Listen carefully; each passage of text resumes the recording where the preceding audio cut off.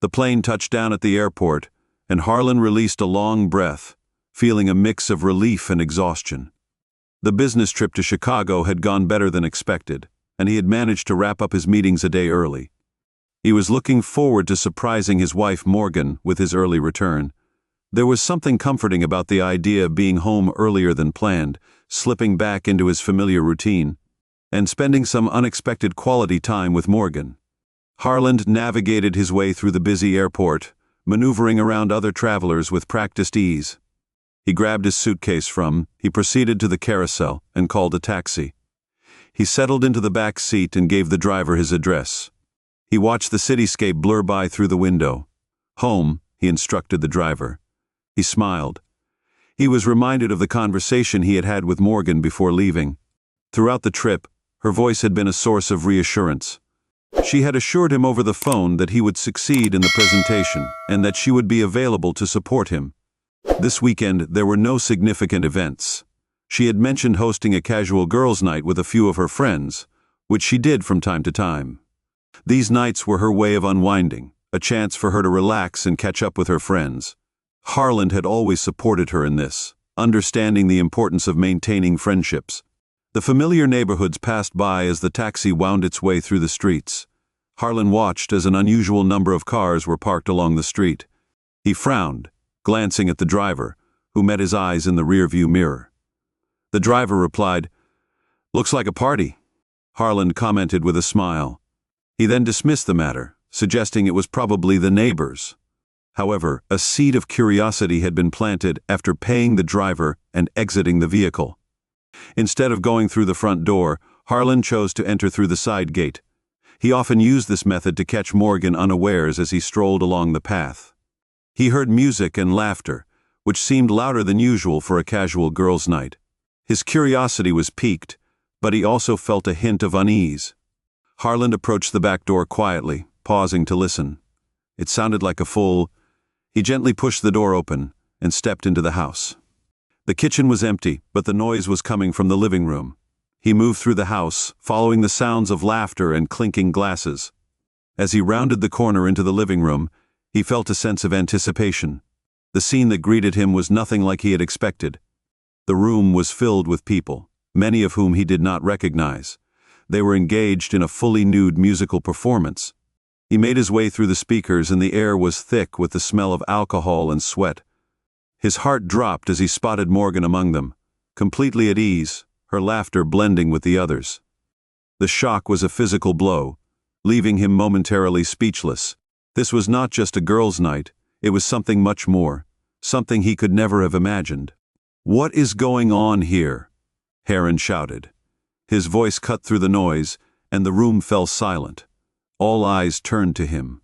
Morgan's expression shifted from surprise to annoyance, which only served to compound Harlan's confusion and anger. "Why did you return? You are not invited. Learn to respect my privacy." Morgan spoke sharply and dismissively. Harlan was taken aback, struggling to process her words. This was his home, and he was being told he was intruding. The betrayal was like a physical pain, stabbing through the disbelief clouding his mind. He opened his mouth to speak. However, another voice interjected, "Get out." The man who was with Morgan was tall with a muscular build, and his eyes were hard as they bored into Harlan. "You will not tell anyone, or I will finish you," he stated. "What is this?" Harlan demanded. Despite the chaos in his mind, his voice was steady. "This is our home, my home, and you bring these strangers here. It is none of your business."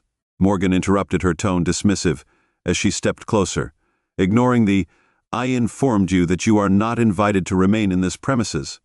Please leave the premises immediately." Harlan shook his head in disbelief, his anger evident beneath his surface. "You believe you can act without consequence. This situation is not merely about me. It concerns our entire relationship and the way forward." Morgan crossed her arms, her expression defiant. She demanded to know what had transpired. She felt that I needed more from Harlan than he was willing to provide. "I'm not going to apologize for that decision." My approach was straightforward, and her words had a profound impact on Harlan, who was initially at a loss for words. The betrayal and casual cruelty were difficult to comprehend, but then he remembered something that shifted the balance of power back to him. His eyes flicked to the corner of the room where the security camera blinked silently. He had installed it months ago as a precautionary measure that now felt like a lifeline. With the camera recording evidence of everything that had happened, this could protect him in the event of any fallout. "You might think you can get away with this," Haran said, his voice cold and unwavering. "However, it's all on camera, every last bit of it. This is going straight to the public." The room erupted into chaos once more. People scrambled to cover themselves, elves grabbing clothes, cushions, anything within reach. The air was filled with hurried whispers and desperate pleas. Morgan's friends were a flurry of motion, trying to regain some semblance. In the face of Harlan's revelation, Haran attempted to maintain her dignity. However, Morgan pleaded with her, stating that she could not simply ignore the situation. Harlan replied, cutting her off, and stated that Morgan had made her choice. Morgan was now forced to live with the consequences of her actions. Morgan's bravado shattered as she pushed through the crowd to get to him. Her eyes were wide with panic, and her previous confidence was gone. She reached out, trying to touch his arm, and her voice was urgent and pleading. She stated, "No, you can't do that." Morgan's voice was laced with desperation as she pleaded, "Let's talk about this. It doesn't have to end this way." Harlan felt a pang of something that wasn't quite sympathy but a recognition of the woman he had loved. However, that woman seemed to be a distant memory, replaced by someone who had betrayed everything they had built together. "I trusted you," Morgan replied, his voice firm and resolute.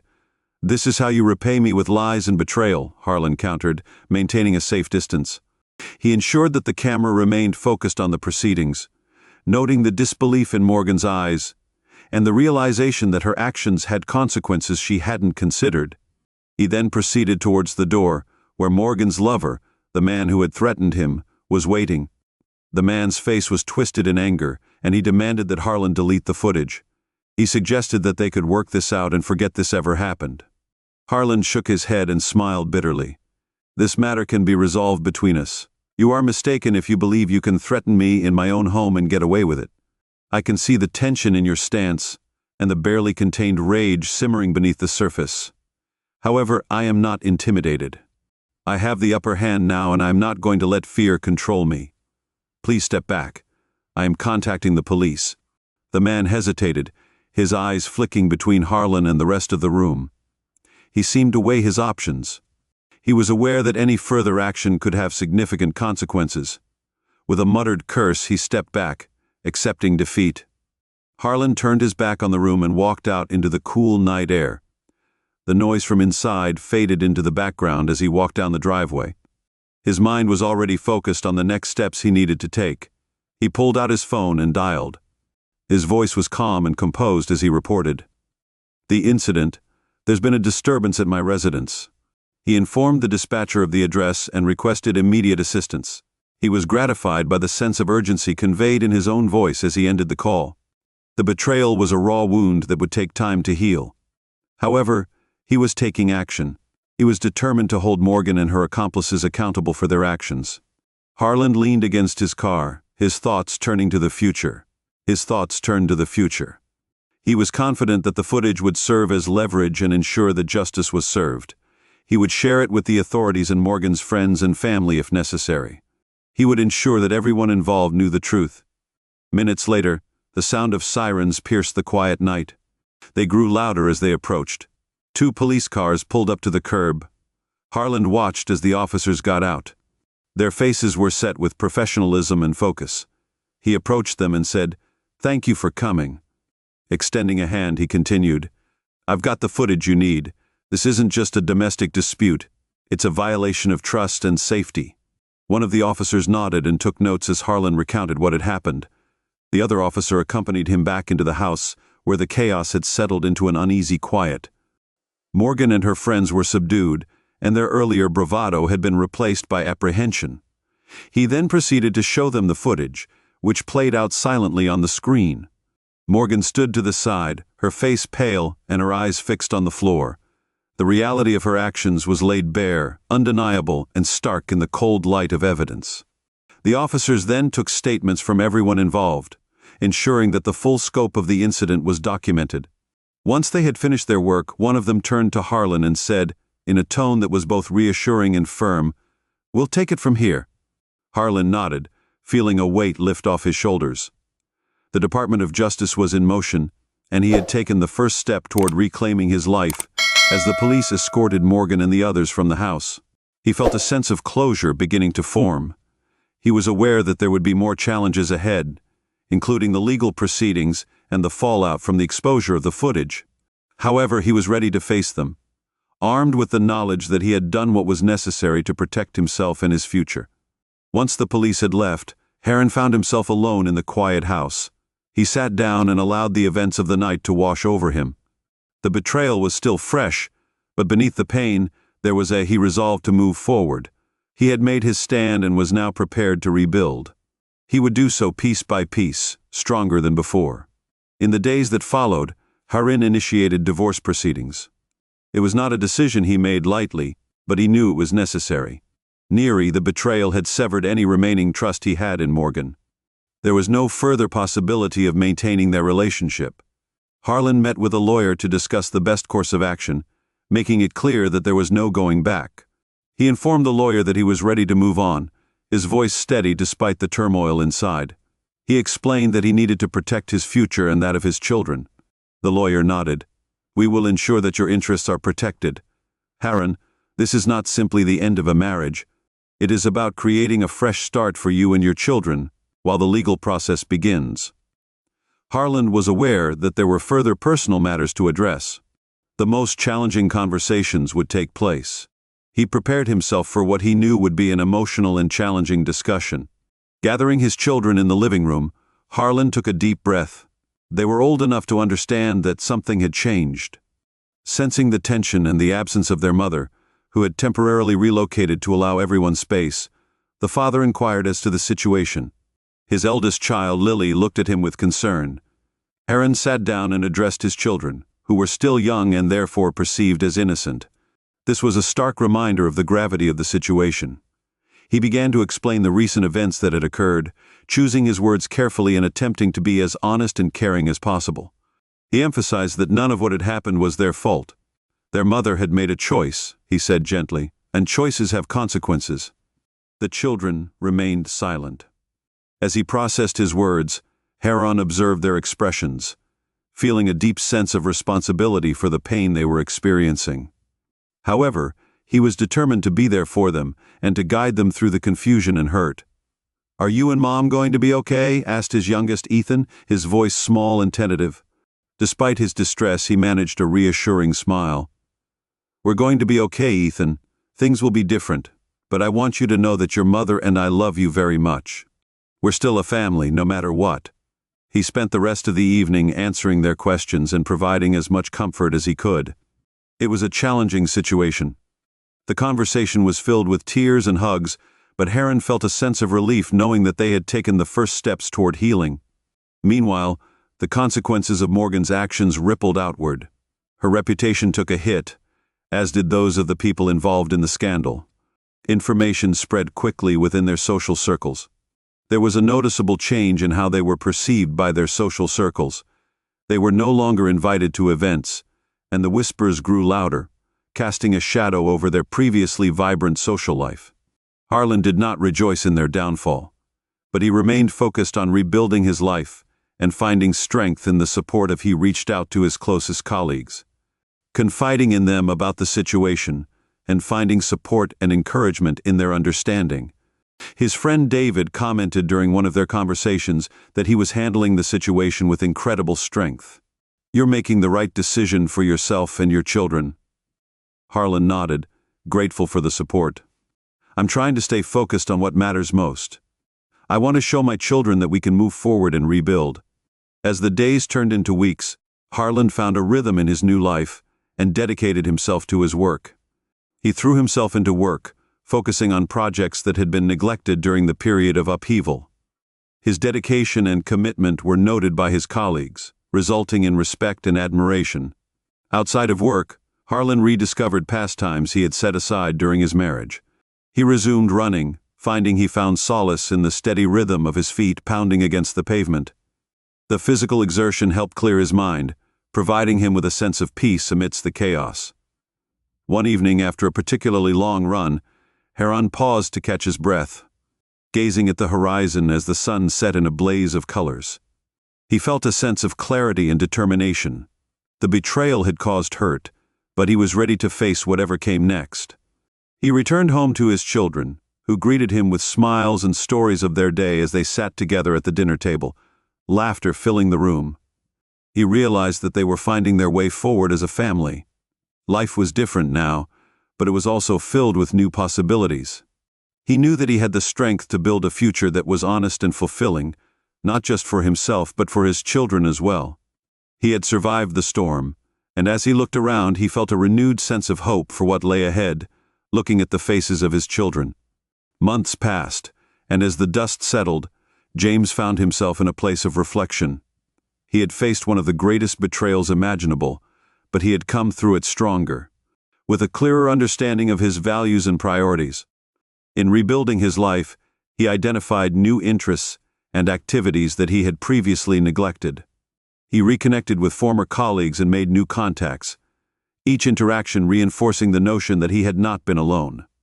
He realized that there were significant opportunities for growth and development, and it was time to embrace them. One morning, as he jogged through the local park, James felt a sense of freedom that he hadn't experienced in years. The fresh air filled his lungs, and the rhythmic pounding of his feet on the path provided a comforting consistency. He stopped by a group of joggers stretching nearby, and their friendly chatter invited him into their circle. James inquired as to whether he might join the group. He was met with a positive response from a woman named Lisa, who appeared to be the informal leader of the group. She welcomed the opportunity to meet new people and continued their run together. James felt a sense of camaraderie forming, and found it refreshing to be part of a group. He was leaving behind a past that was no longer relevant to him. They discussed a range of topics, from running techniques to favorite books and movies. He found himself laughing for the first time in months. Lisa inquired about joining the running club during a break in the meeting, which took place twice a week. James considered the offer and felt a spark of interest. He thought it would be a great way to keep motivated. He found the physical challenges rewarding and enjoyed the sense of achievement that came with each finish line he crossed outside of running. He also rekindled his love for painting, something he hadn't done since his college days. However, he found solace in the creative process and set up a small studio in his garage, where he spent hours experimenting with colors and techniques. The canvas became a place where he could express his emotions, translating his experiences into vibrant works of art. His artwork began attracting attention from local galleries, and he was invited to showcase his pieces in a community exhibit on the night of. During the exhibition, James engaged with attendees and discussed his inspirations. He felt a profound sense of accomplishment. One of the gallery owners commented on a piece titled Rebirth, remarking that James's work captures resilience and transformation. James acknowledged the compliment, feeling touched by the recognition. Complementary art has been instrumental in my recovery, providing a source of solace and guidance as I navigated these new experiences. I continued to cultivate meaningful relationships with my children, spending weekends exploring hiking trails, visiting museums, and trying out new recipes in the kitchen. Each moment was an opportunity to create lasting memories and strengthen the bond between us. An opportunity to create lasting memories and strengthen the bond between James and his children. One evening, James sat on his porch, watching the sun dip below the horizon. He realized that while the path had been painful, it had led him to a place of peace. The past would always be a part of his story, but it no longer defined him. He had learned to appreciate the simple joys of life, such as the warmth of the sun on his face or the laughter of his children. He took a deep breath and picked up his phone to call his children. He smiled as their voices filled the air. "How are my favorite people doing?" he asked. "Dad, guess what?" Lily said excitedly. "Ethan and I baked cookies today and they actually—" James chuckled. He could imagine the two of them in the kitchen, and it sounded promising. He was eager to try the cookies they were baking.